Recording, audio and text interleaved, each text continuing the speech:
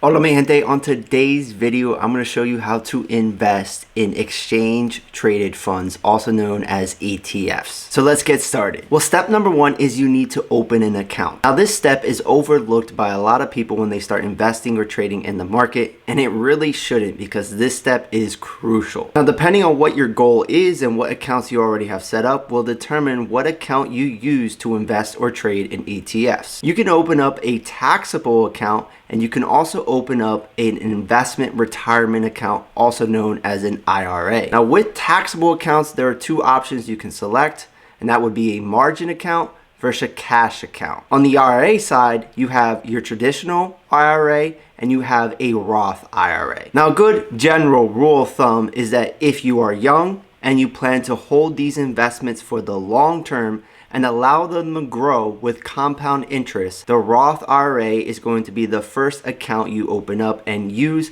to invest in ETFs. And this is because of one simple fact. You are taxed on the money you put into your account now and not taxed on the money you withdraw from your account at retirement at an age of 59 and a half or older. So all of those gains that you get through all of those years and all of that compounding interest is not taxed. And ideally, you are going to be in a much lower tax bracket today than in the future, because who knows what's going to happen with taxes in the future. And also, you're going to be a much higher earner in the future, hopefully, if your investments pan out. The downfall with all of this is that your money is essentially locked into this account if you don't want to pay penalties until 59 and a half. So if your goal is to have money that is liquid and you can use rather quickly, then you're going to want a taxable account. And it's either cash or margin. Once you have your account set up, you're ready to start investing or trading in ETFs. Now, as you can see, there are over 3,000 ETFs. So how do you choose which ETF to invest in or to trade? Well, out of the 3,000 plus ETFs out there, they are broken down into certain categories, or this is how I like to break down my ETFs. The first category of ETFs that you have that are most common for trading and investing in the market is what's known as a index ETF. This is going to be an ETF that tracks an index and provides liquidity and also allows you to invest in the overall market and basically have gains on par with your benchmark. These are by far your most common ETFs, and they include tickers such as SPY, which is heavily traded, QQQ, which is also heavily traded, and you have a lot of other ETFs such as Vanguard's VOO, which is great for long-term investing, Vanguard VTI, which is also great for long-term investing. The list of index ETFs can go on and on. Another category of ETFs out there is what's called a sector ETF. And these are going to be a basket of stocks, an ETF that tracks or is heavily invested in a particular sector. For instance, if you want to invest in the energy sector, you can invest in an ETF like XLE, which is going to invest in a basket of energy stocks. You can even get more sector specific. For example, you want to invest in energy, but you only want to invest in companies that are dealing with solar energy. Well, there's an ETF for that as well, and it goes by the ticker TAN. So you can have sector-specific stocks that are broad, like XLE, or you can get stocks, or you can get ETFs that invest in particular companies that do particular things, such as TAN. Another category of ETFs out there are what's called inverse ETFs. And these are ETFs that allow you to trade inverse of a sector, of an index, of a stock. So essentially, if that stock, that sector, or that index was to come down in price, you would make money.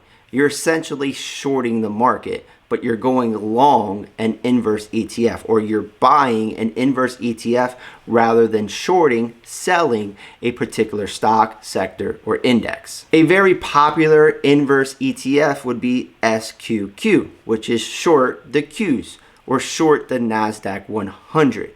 This is a very popular ETF for people who think the market is going to fall and want to trade that movement. Another very popular type of ETF is what's known as a leveraged ETF. And these are ETFs that track a particular security or index or sector and provide leverage returns. For instance, let's say you were invested in the QQQs and the QQQs had a day where they went up 2%. Well, if you bought the TQQ, which is triple leverage the QQQs, your return on that day, in theory, would be 6%. That's because it's triple leverage on the Qs, which provided 2%. So you take 2% times 3 and you get 6%. Now, another and the final category of ETFs out there is what's called a strategy ETF. And this is going to be a stock or an ETF like XYLD, which is essentially a buy right call option strategy on the S&P 500. So these are actively managed ETFs that usually, depending on the strategy, will provide great or very high yield because they're using a strategy to generate income, and that income is passed down onto you basically in a dividend. So now that you got an understanding of the types of ETFs out there, how do you research them? How do you find which ETF to buy? And what is some of the important factors to consider before buying an ETF for an investment or a trade? So you can do a Google search however you want, but you can also use this website, ETF.com, and use the ETF filters to look for a particular ETF if you have an idea in mind and you just want to narrow down the results. So classification, we are going to do equity. But if you wanted to buy an ETF that dealt with bonds, fixed income, or let's say an ETF that tracks gold, a commodity, you can do so.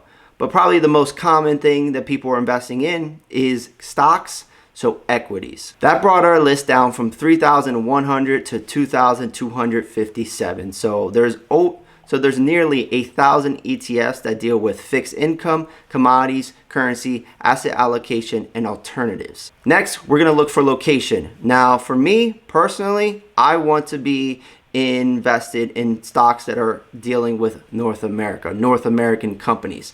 But if you wanted to get into an ETF that is another geographical location or emerging markets, you can do so here in the location filter. Now, the analysis, I don't really care, so that I'm going to leave blank. Features here is where you can get into those certain categories that I talked about. So if you wanted to get into an ETF that was inverse, you could do so. For me personally, I do not want an active ETF. I want something that is passive and low fees that's going to track the benchmark and provide great long-term results. So now my list is down to 845 stocks. For performance, since we're looking for something that is long-term, we can go to a 10-year total return. And let's say that we don't want anything that was negative, but we want something that's at least 5%. To 100%. And then if we go to trading data and we click on expense ratio, because this is something that I want for long term, let's say I don't want anything with an expense ratio of 0.75% or higher. Now from here, what can we do? Well, we can sort through expense ratio, so we can look for the stocks or the ETFs that have the lowest expense ratio. And we can see that BBUS at 0.02 has the lowest expense ratio. What we can also do is filter through assets under management. And here we can see that the SPY has the highest assets under management. This is going to be something that is extremely liquid, and that's why it's very common to trade the SPY. But we can see that it has an expense ratio of 0.09. So let's say that we wanted to get something that was invested in the S&P 500 for the long term from this list. Which one would we use? Well, we could either use, out of my personal opinion, IVV, which is the iShares Core S&P 500 ETF, which has an expense ratio of 0.03 and an assets under management of $330 billion. Or we can use VOO, which has a very similar assets or expense ratio and has a very similar 1-year return. Now I've removed all of the filters, and let's say that we wanted to search for an inverse ETF. So we go to the features, we'll click on inverse and we'll go yes. And here we can see which are some of the inverse ETFs out there. There's 95 of them. And here we can also see what their 1-year return is, what their asset under management is, and what their expense ratio is. Now from my list of ETFs or categories here, which ones are okay to trade and invest? Well, an index ETF is okay to trade and or invest. You can be short-term or long-term in an index ETF. You can invest in the long-term in the overall market, or you can trade the direction through an index ETF. A sector ETF is also good for trading or investing in the long term. Now, ideally, it's probably better just to buy an index ETF if you're investing for the long term. But if you want a longer swing trade and you think that one sector is particularly undervalued and has a great opportunity to outperform the market in the next 2 years, then you can invest in that sector ETF. And these ETFs are safe to hold for a couple years. They have the liquidity. They're not going to crash like crazy because you're still investing in a basket of stocks in a particular sector. Now, inverse ETFs, you do not want to invest in inverse ETFs because typically over the long term, the market is going to go up. So it doesn't make sense to be short the market for the long term. Inverse ETFs are also not great for trading for a longer swing trade because of the nature of the inverse ETF and its rebalancing. These are more ideal for day trading or for short-term swing trades. Leverage ETFs, on the other hand, are really only good for day trading because they provide a lot of risk with the rebalancing. So you want to be in and out in a day.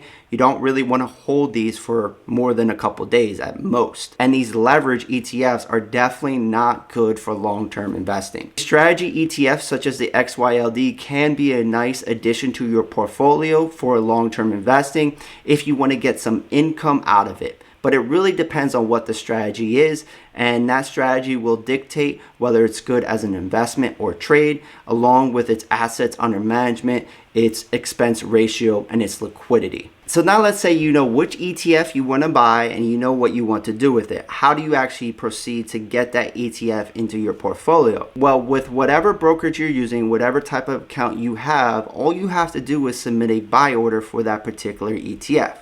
So search for it however you need to. We're on WEBULL right now. Use the link in the pinned comment to get up to 12 free stocks valued up to $3,000 per stock. It's in the pinned comment and in the video description. If you deposit $100, this channel will be rewarded, and I thank you so much. So you search for the ticker, and right now we have the XYLD, which is a strategy ETF that sells covered calls on the S&P 500. So let's say we wanted to buy this stock as an investment. So what we would do is we would submit a buy order. And right now, my order right now is to buy 10 shares at a limit price of $40.50. You would submit that buy order, and if it's filled, it's in your portfolio, and that's how you buy an ETF. Another option you can do is you can look for a stock like VOO and invest in the S&P 500 ETF. Now, most brokerages are going to allow you to set up recurring investments, so you can set it up so you buy X amount every single week or every single month or however you set it up. Most brokerages will also allow you to buy fractional shares. So right now the stock price is $403 for VOO. But let's say you don't have $403. Let's say you have $200. Well, you can submit an order to buy $200 worth of VOO, and in your portfolio you have a fractional share. WEBULL offers this function, and so do a lot of other brokerages out there. Now, finally, let's say that you are up in the air between two different ETFs and you're not sure which one to buy. You can head to ETF.com and do an ETF comparison. I also highly recommend you head to the fund's website. So we would go to Vanguard, we would look at the VOO, all of the information it has for that ETF, and then we will also head to SPDR and look at all of the information for the SPY. But this website is going to provide a lot of that information side by side to make it easy for you to compare. When we look at these two ETFs, we can see that VOO has a lower expense ratio, but SPY has higher AUM and higher daily volume. So the SPY might be better suited, probably is better suited for a trade because it's going to have higher liquidity, but VOO is probably the better investment because of that lower expense ratio. On here as well, you're going to see performance, and you can see that they're basically right over each other because they track the same index, the S&P 500. So the performance is very similar.